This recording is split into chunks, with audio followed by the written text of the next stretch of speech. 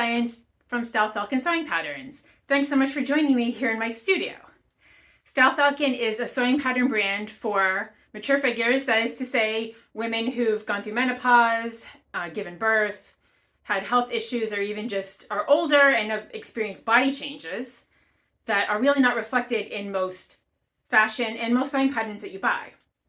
Style Falcon adjustments for all of these body changes as we age are built in. I like to show everybody what's going on in my studio once a week or so, just to have a little behind the scenes info, and also just to share what I'm doing and to provide some inspiration and also a little sewing tutorial. If you're interested in that, the sewing tutorial's at the end, and we're going to talk about making bias binding this week. But for now, what I wanted to do is give you some updates on the major thing that's going on in the studio, which is the Convex Dress. I mentioned that I'm working on the illustrations for all the instructions, and I wanted to just show you a little bit more about some changes that have happened as we've formulated this dress, how we've been thinking about it, and kind of give you a little sneak peek on what's happening next. So here's the Convex Dress that's under development. This is one of the earlier versions of the dress, and then this one here is one of the later versions of the dress. It is coming with two different options. I'll just show you up here the technical flats. There's a ballet neckline option, and there's also this modified raglan neckline, which the shape of the neckline mirrors the shape of the skirt. And you can see it's got this, it's called the Convex Dress because it has these convex curves in it, and a side panel like this, which I've accentuated it in this sort of contrasting fabric just for these particular samples. The other knit dress that Style Falcon currently has is the 2-hour dress. Here's a picture of what that looks like, and the center panel and the back panels are just a straight through panel. There's no waist seam, so we avoided that issue. But for this one, we're going to need that seam, because we've got the front, and then we have the side panels that go around and that loop around on both sides like that. So what were we going to do? The original one that we sewed up was like this, and I said, let's try to put some kind of a cuff in there. And so that's what we came up with on the next version. And just to show you what that looks like, here's the cuff. It's a little an extra step to sew it, but it's not challenging really, but it does require some careful illustration. So I've been working with the fabric, with the pattern illustrator, Adriana Gary, on how we're going to make this happen. But just by having this little cuff, you can see how if there is any little oops moments when you're sewing, or even if the fabric is not 100% behaving for you, it is going to hide any tiny imperfections. And I also think it just makes a nice look. It kind of defines, this has a bit of a high waist, and it kind of defines that, which is a good look, and it mirrors where the 3/4 sleeves are going to fall on you if you're wearing it, you know. So I think it works in that sense, and then it helps to have it in the back here. It goes in the side also around. So I'm excited about that. The second thing that we had with a Convex Dress was to think about the neckline. Originally, we were thinking of just with the knit, you can always do a t-shirt type neckline like I've done here in this. This is the Gorgeous Godet top, the sleeveless version. I'm also wearing my, by the way, my embroidered secret jeans trousers today. But this kind of a top is it's a little t-shirty, it's very casual, and I really wanted a dress that was a little dressier, a little more polished, a little more refined looking, which is how we ended up with this neckline, which is a face neckline.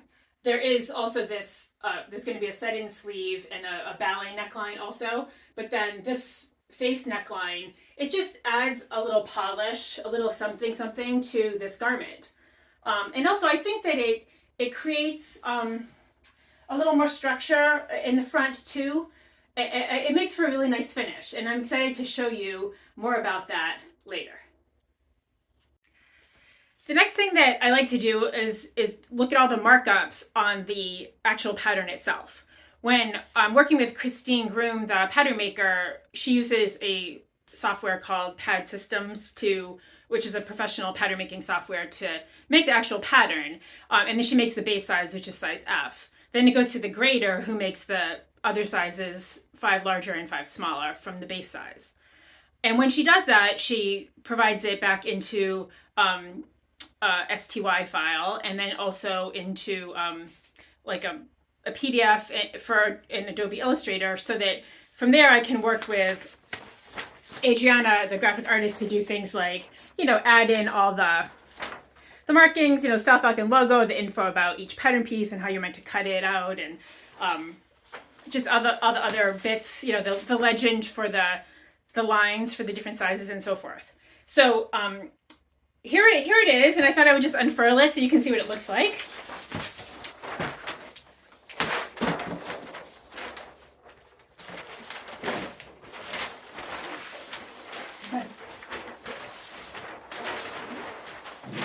It's a big one. It's got some cool options, and of course that just means more pattern pieces, but it just means more options for you. So here's the side panel for the skirt. Here's the skirt itself, which looks a little bit like a big teardrop kind of shape. And then for the bodice, there we go. For the bodice, there are a couple different options for the ballet neckline and for the raglan neckline. And then, of course, there are the sleeves, the raglan sleeve and the set-in sleeve, and then the facings. So what I like to do is, I do work electronically a lot, on the computer in Adobe Illustrator typically. But for starters, I like to proof everything the old-fashioned way on paper I usually use one of these colored pencils. Because I just find that there are things that you only see on paper that I don't see on the screen in the same way. So I like to start here, and then I transfer whatever changes I want to make over to Adriana, and then she makes them on the screen, and then I proof that. And that's how we like to work. That's what I find works best for me. So now I am going to get at it with my colored pencil here and try to get her the revisions, if there are any. There'll probably be a few little things here and there for her to review. For the sewing tutorial this week, we're going to continue talking about some of the features in the Daring Duster. Again, this is the latest Style Falcon pattern that was just released in the spring, and it is kind of an all-season type of either a long straight cut vest or a jacket with sleeves and a collar. The vest uses a bias bound or a bound arm size and neckline. So we're going to talk a little bit about making bias binding today, which I know is something that a lot of us have done, and it's always a little useful to sort of get a refresher, even if you've made bias binding a million times, about how to make it, and also to be sure that you can join two smaller pieces together to make a larger piece if you want, to be sustainable, to save fabric, and to make use of every scrap of that precious fabric that we have. So now I'm going to take you over to that tutorial.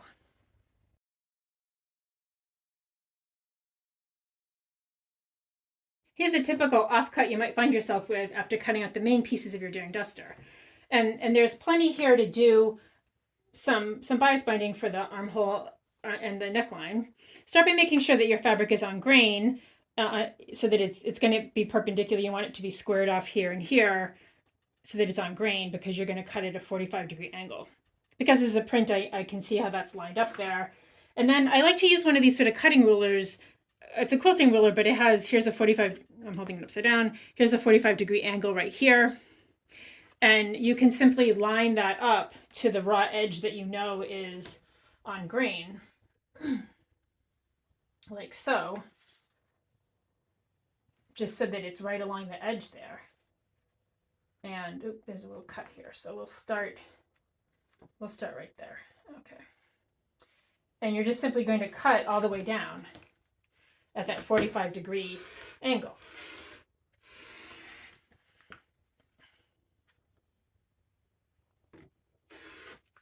Then for this pattern, we happen to want, so you can see the angle already. I'm just gonna, I think my blade is getting dull. So let's just do a quick cleanup here so that you can see that line. Okay, here we go. See how nice and clean that is? And for this pattern, you want the binding to be about 1 5/8 inches wide, or I think that's about 4 centimeters. Let me check. 4.25 centimeters or so. It doesn't have to be exact because it's not that kind of thing. But you can just kind of measure along here. You can make some little hash marks if you want, or you can use the grades on the cutting ruler itself. This one doesn't have 1/4 inch, doesn't have 1/8 of an inch lines. So I'll just do it 1 and a. Oh no, it does. So 1 5/8 is going to be right there.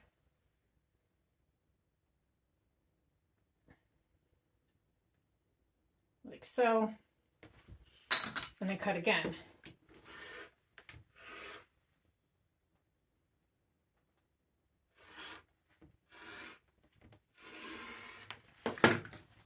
You'll end up with a nice strip. And of course you can Tetris this around to get the maximum value out of it. And if it was really important to you to have, say, a motif centered or something, in this case it's just these polka dots, I'm not going to be picky about it. But you can see that there's a fair amount of stretch in this once it's cut, and you'll need that because when it goes around the armholes or the neckline, of course, you're going to want a little stretch so that it'll really nicely align with all those curves. Okay, I've got these two sort of shortish pieces of bias binding. You can see I just cut them out of a scrap, and that's how they were. How do I join them together to make a large one? Well, the answer is you just sew them together. It's pretty simple to do. I'll just show you here. We can do. I'm just going to draw a little 1/4 of an inch on both sides here of the binding. And then you're going to sew them right sides together like this and just match up those lines. So I've got it like here and here like that. And then you're just going to sew along that line. Let me stick a pin in there just for insurance purposes.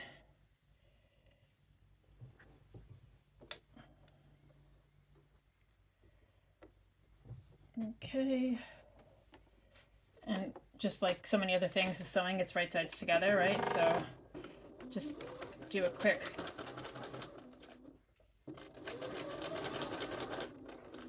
sew along that line, like so. And then when you fold it out, it'll be like this. And you'll have a nice continuous edge. You have to press that, of course. I would press it open like you do with, most things that you sew, right? So that it's going to lie flat. So that's all the time we have this week. I've got my colored pencil, I've got my pattern for the convex dress, and I'm going to get at it. Thanks so much for watching. Please leave comments here. Please like and subscribe. Please check out Style Falcon patterns at stylefalcon.net. And I will see you next time. This is Diane from Style Falcon. Thanks for watching.